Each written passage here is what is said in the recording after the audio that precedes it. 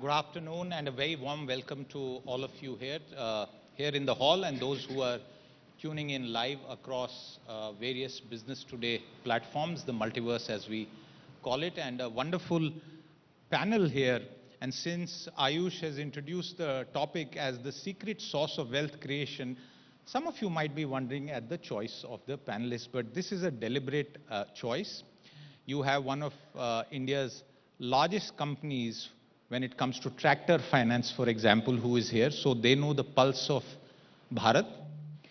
You have one of the most storied names when it comes to electronics, manufacturing, a whole lot of control systems, multinational corporation with a very strong set of IPs, stable, solid stock, if you were to say in stock market parlance. And we have somebody who understands who are the wealthiest people in India. So I'm going to try and keep this as interesting as possible. And Ramesh is my choice to start today's session. You sell tractors, but I think you sell dreams in rural India for going up the value chain. I want to ask you, have you met a farmer who's purchased a tractor or two from you who also wants his children to do the same thing? Or have you met more farmers who aspire not for tractors, but Mercedes and Lamborghinis for their children? Good afternoon, and thank you for having me on this panel. We all the time meet all kinds of people. Have you met is not the question. How many have you met is the real question. When we first went into the rural market, traveling from one location to another location by itself was a challenge. And now if you go there, you sometimes get a feeling, have you reached an urban center?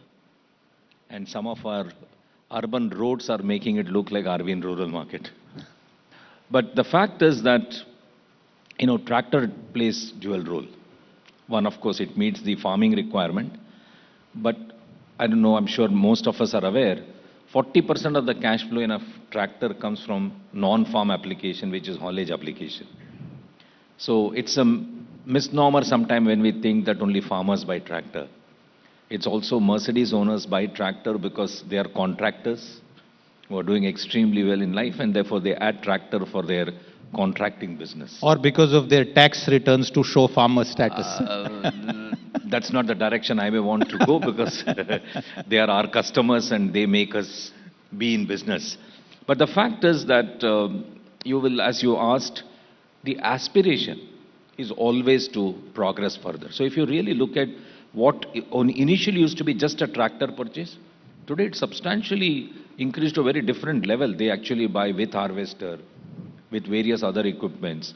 And therefore, the overall project cost of buying a tractor itself has gone very high, right? And the children, whether they want to come into farming or otherwise, I think they're all very educated and they are actually bringing in what are the other ways of doing farming, right? And not just depend on the traditional way of doing it. And that's the contribution the youngsters make into that industry. And therefore, they are continuing to be very interested in wanting to be in farming. It does not stop them from being aspirational to wanting to do more things. But again, my belief is that while they're educated, they may be even employed elsewhere, etc., etc. But I've seen many of them take leave and come during that harvest time or the sowing time and participate in farming. Because they don't look at it anymore just as a profession, it also in some form an excitement for them and regain their energy to probably go back and do their work. Absolutely. I'll come back to a couple of pointers that you have given in your first answer. Ashish, I'm coming to you and just to further explain to our viewers and the audience here, you do stuff that most ordinary folk perhaps don't realize. You are behind so many things behind the screen and many touch points in our lives as consumers would have a Honeywell product somewhere. You have a long history in India. You are a listed company. What, according to you, have companies like yours done when it comes to India and its economic progress? And I ask this from the point of view of the value that you have created in the high-tech space. Sure. First of all, thanks, Siddharth, and hello, everybody. I represent Honeywell here, as Siddharth introduced. And Honeywell is in the high-tech sectors. There are essentially three things, if I have to really simplify this highly diversified organization. One, we are focused on aerospace technologies. So everybody, nowadays takes flights. Any flight that you take, Airbus or Boeing, the avionics and the pilot assistance electronics is from Honeywell. The second area that we are working on for many years now is automation. And this automation goes into the infrastructure and building side. So airports, malls, metro stations, you take hospitals, stadiums, etc., all the automation, and then also the same kind of automation in the manufacturing industries like oil and gas, refining, petrochemicals, pulp and paper, minerals, metals, mining, etc. And then the third one, which is really becoming big now, is energy transition, because of the climate change factors, etc. Of course, Honeywell used to be very much a name in the conventional fossil fuels, but now with the whole aspect of we moving towards renewable fuels and the whole circularity that we want to bring in for saving the planet, I think that is another area that is a big part of our technology. Now, coming back to the question, Siddharth, you asked, a lot of companies in the past, let's say a couple of decades ago or even more, came to India with the purpose of leveraging the cost arbitrage, the labor cost arbitrage. I think that is one thing Honeywell did not do, and I'm glad they did not. And Honeywell has been in India now for almost 9 decades, so which is a long period. It didn't happen overnight. But the thought process always was not just to look at the lower cost of labor, but also to establish itself as a local company, not as an MNC. That's important. It's subtle, but it's important because that's when we started investing into people development, taking people from here for global assignments, bringing those people back, a lot of churning that happens. And this is the thing behind the curtains that makes the value that you see getting created, because that sort of fuels innovation, that instills confidence, that makes it seamless whether you work here or in, let's say, Des Plaines in Chicago or in Houston, etc. So I believe this is a big factor of not looking at India for only the low cost. And also nowadays people look at India as a consumption market because of the 1.4 billion population. But again, that may be a mistake because you need to leverage India for its holistic advantage and not just the captive market or the lower cost, right? So that's what is different. Absolutely, and Honeywell is a listed stock. You can go and see the kind of value that they have created, and it's very important to take into account the fact that employment also leads to wealth creation, and for a country of the size and nature of India, this is a very, very significant aspect. I'm coming to you now on your understanding, and I'll request you to give us the sort of summary straight away. Who are the wealthy in India? And from all the data that you keep rigorously collating and then analyzing, what is the shape of the wealthy in India? Is it बाप दादे के ज़माने का पैसा, or is it being generated by knowledge, by new sectors? Give us the crux of that. Thank you for this opportunity. It's lovely to be here with all of you. I think from a rich list is all about promoting transparent wealth creation. And India is just a fantastic story from a wealth creation perspective. And over the next decade, you would, based on our data, you would see a lot more wealth creation happening specifically from 4 categories of people. The first is, of course, traditional family businesses. I mean, they would continue to grow well. They continue to consolidate. That's going to continue to create a lot more wealth. Second category is professionals. And I'll tell you why professionals.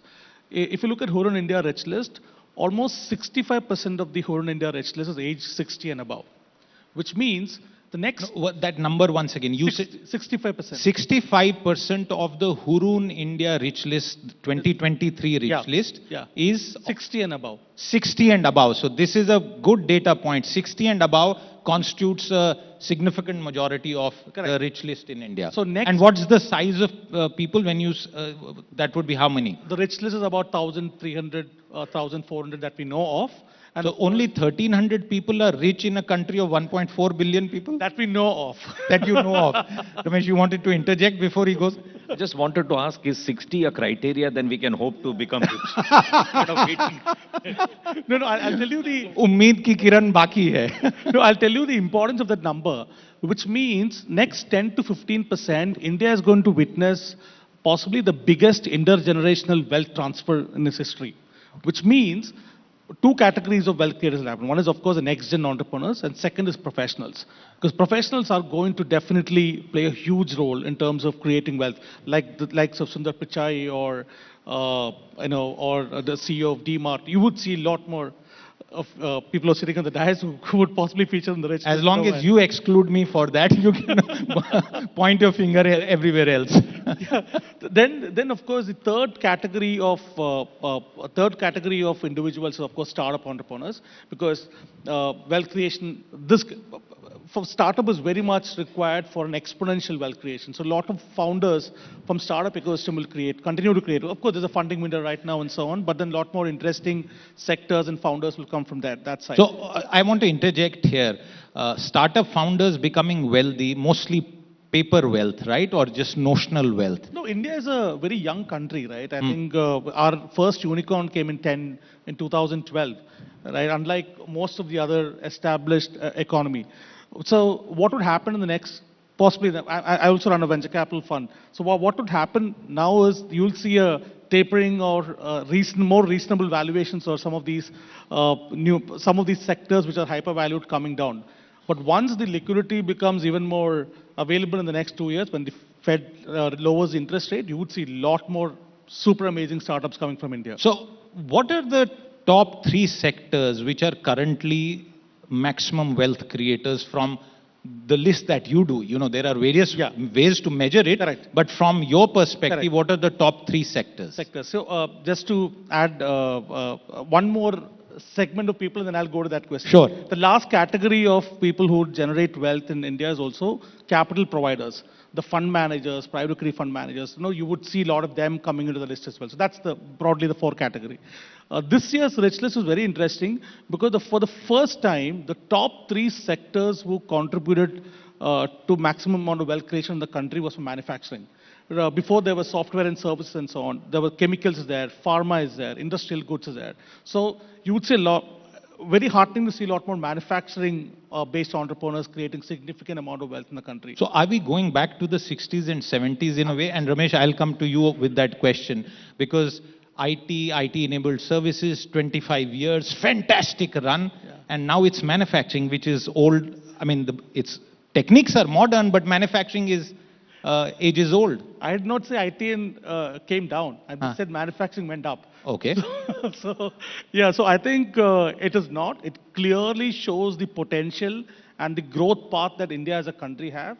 It is next 10 years, just to give you a number, when we put out the list in 2012, when the GDP was about 1.9 trillion, we had about 50 billionaires.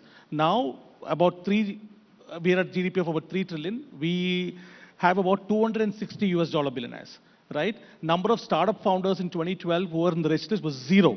Now it's more than 100, right? So number of individuals who were born after 1990s, let's put it this way, the youngest in the list in 2012 was 35 years old, now it's 19.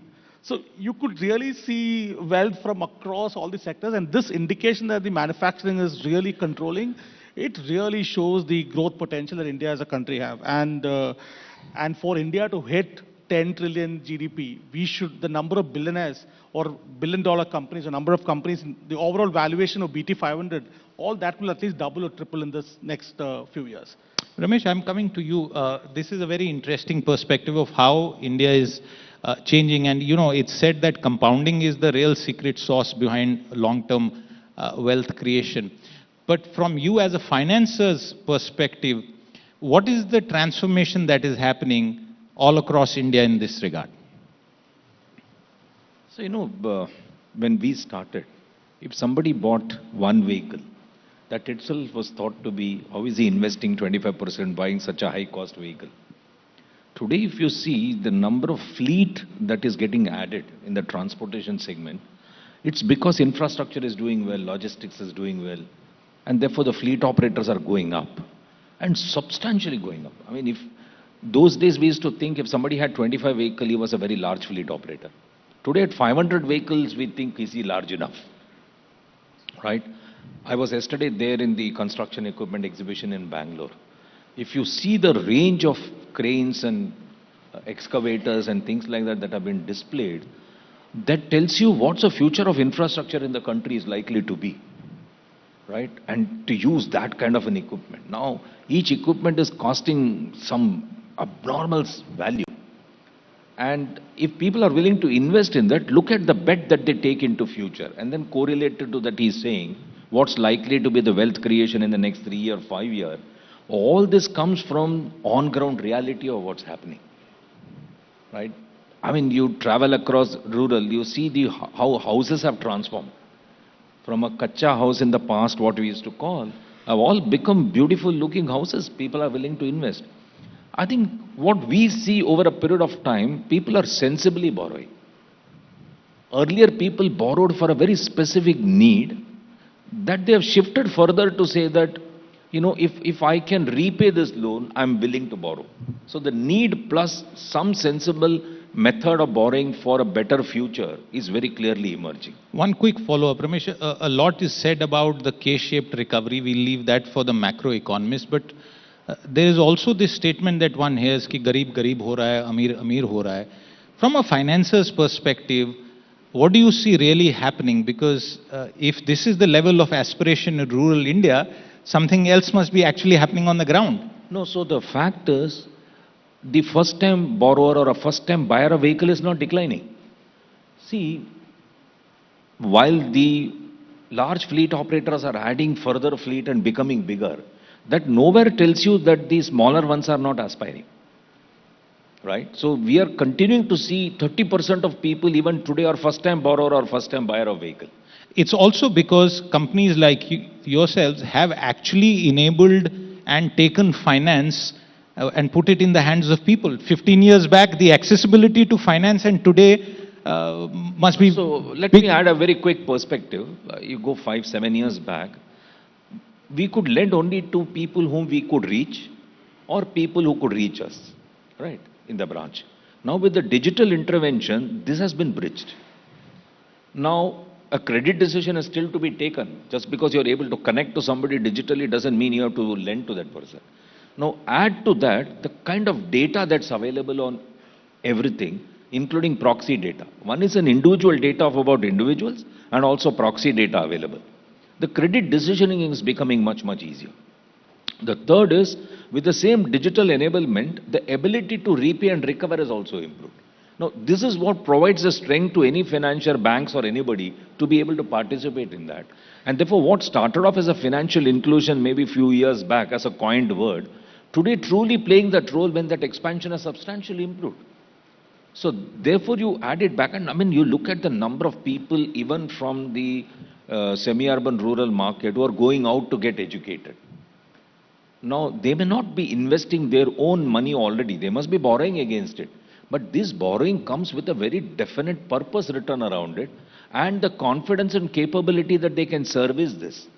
So I think the overall level of confidence on every individual's ability or belief in themselves that they can do something to be able to earn to service these loans is actually expanding the overall market, and which is where I'm able to correlate. I still don't know the definition of wealth. who he calls as wealthy. When he Oh, says only why don't you just- 1,300 people, that's a challenge. But then if it defines wealth means minimum 1,000 crore, then I can understand.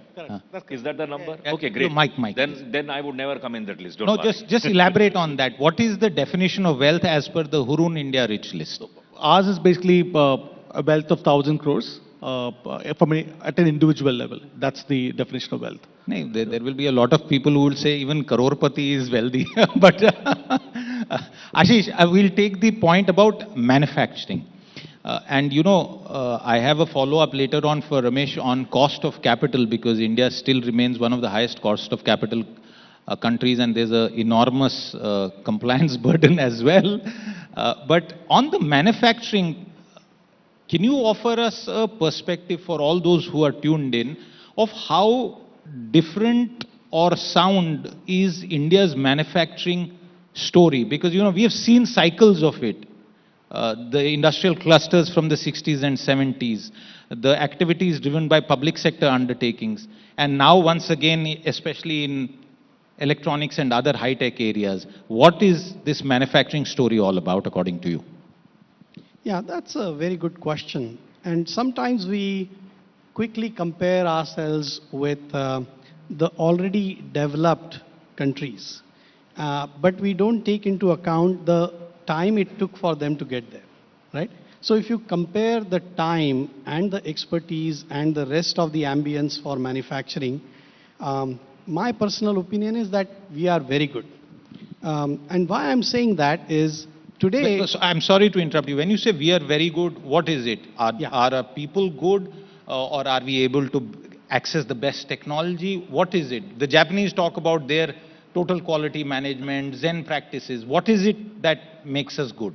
So if I have to pick one factor, we are extremely good at adapting and quickly learning and therefore scaling it up. Where is the largest oil refinery in the world today? It is in India.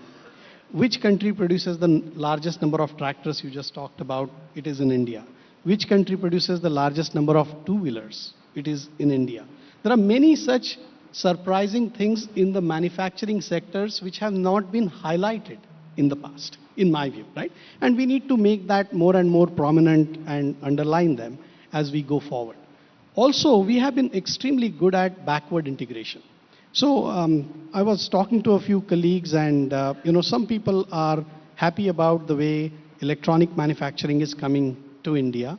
Some people are criticizing it by saying, oh, but this is just the assembly line. So for example, we don't make chips.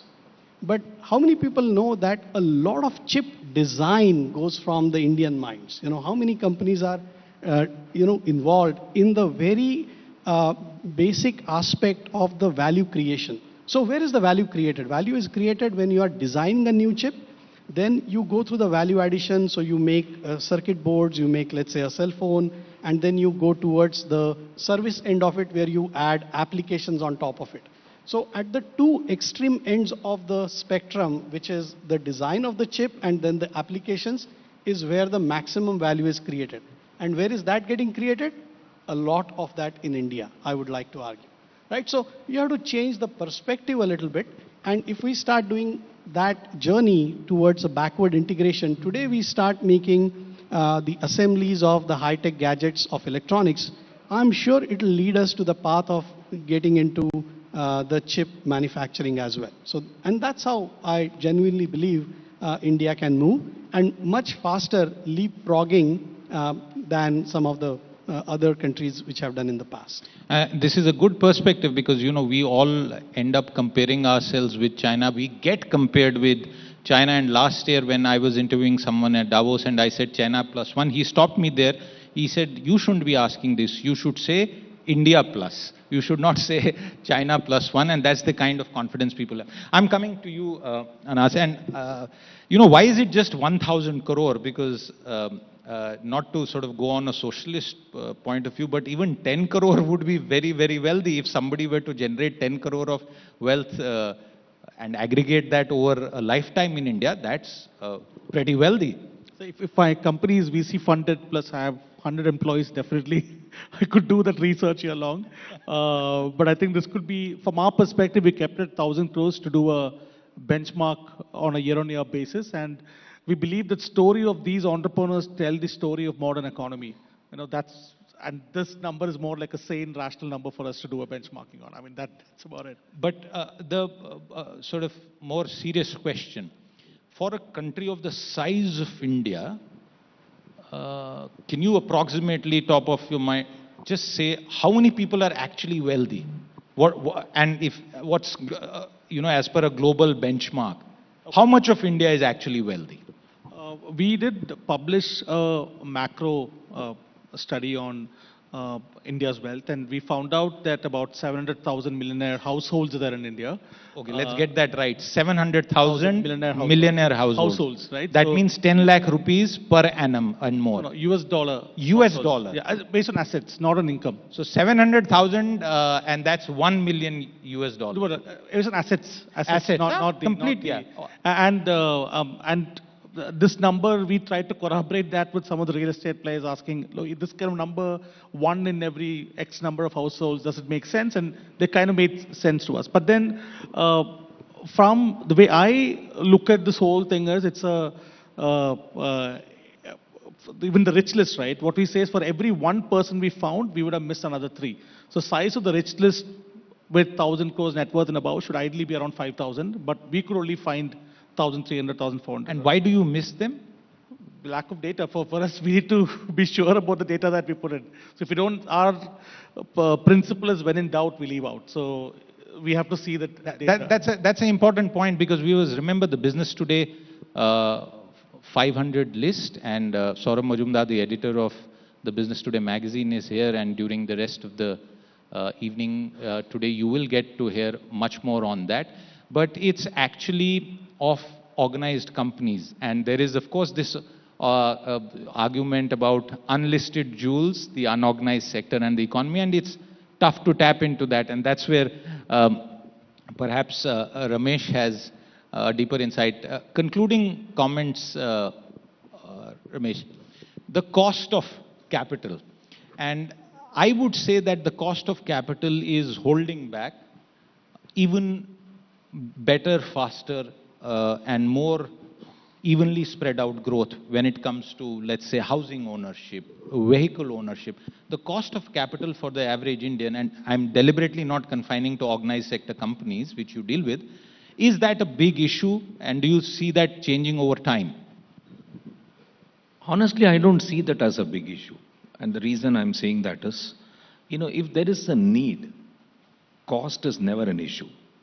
It's only when you aspire and you want to acquire more, then you think of cost. For example, if I want a house of my own, and that's my first house, it doesn't matter to me at what cost it comes. Yes, of course, I'm conscious about it. But at 8.5% floating? I would still borrow, right? Because I want to own a house. How else otherwise I will? But if I'm buying a second house which I want to give it on rent, then I start thinking about, at this cost, is it worth acquiring? And this is exactly applicable to vehicles and tractors, as we just talked about, right? You look at people who buy vehicle for own use as well as for putting it to commercial use. For commercial use, finally some consumer will pay for that cost, right? The freight will go up or whatever else will happen, or the resale price will protect it at the end of it. But the fact is that if it is a need-based purchase, I think cost definitely people are conscious about, but they don't give it up. Okay. But if it is aspirational, then people do think twice. And that's the key thing about India. My Ashish, final question today. Where do you see the maximum wealth being created in the next 10 years in India? Wow, if I knew the answer to that, I would not be here. But yeah, I think wealth creators as a title is a little flattering to me, Okay. honestly. I don't look at us as wealth creators. Wealth creation is kind of a result of what we do, to be honest. And that's the way I see So, it. okay, let me try and make it easier for you. Will a good idea actually win in a country like India, or will it be great execution, great processes, or a mix of both? If it is not hyped up just for the sake of hype, and it will really have an impact, it will just absolutely sustain and scale in India. I'm very strong believer in that. And we wouldn't just take an idea just because it's nice sounding and it's becoming very hyped up, it'll die. And we've seen that many a times. .com came and went, and then really after a period of time, then the digitalization took up. Same thing on AI. A lot of discussions on AI right now, but its true application and its impact may happen over a period of time. So I guess for the paucity of time, I believe that things that will be really useful and additive in that wealth creation, they will absolutely survive and scale in India. Perhaps Bill Gates, who is not here, would have been able to answer that question very well, because I fundamentally believe that ultimately great ideas and equally good execution is what matters for companies as large as those in the BT500 list, and for everyone else, including young, aspiring Indians. Ramesh Iyer, Ashish and Anas, thank you very much for your time with us today. With that, it's a wrap on this session. Thank you.